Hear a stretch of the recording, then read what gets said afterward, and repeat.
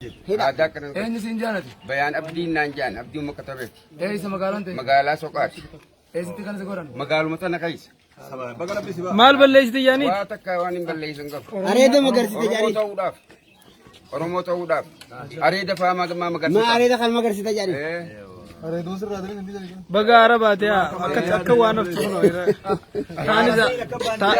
Kanaanii garaa gubaa garaa gubaa gara kan garaan akka gubachuu jira. Anis akkanumaan garaa guba jeetiin.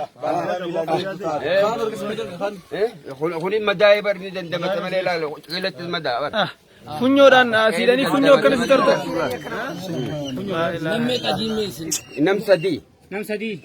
Tokko ni du'e tokko haani lachuu harki lachuu irraa warra dalagataatti hin jira. Ankarra wayyaati nama Eessa sadeenidha. biyya tametti? Magaaluma Soqaatan. Magaaluma Soqaatanatti? Egaa oppiiduumaa fi wayyaanee waliin gaa isaan tokkuma isaanumaa bari tokkuma jirrini. Tokkuma beeyna. Ammallee isaanumaan nu jira ammaas. Tooftaa jijjiirrataniiti. Tooftaa biraatiin.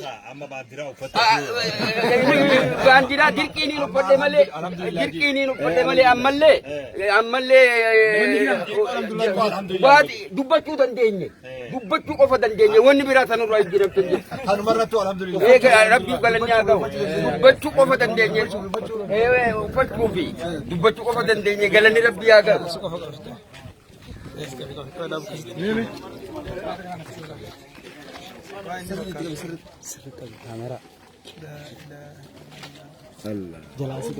Wallahi jireenya isaa guutuu kafalu qabu silaa gumaan bilisummaadha. Dhalama kun lafeen akkamatti. Irraa fottoqee barbaade. Fottoqee irraa bu'ee.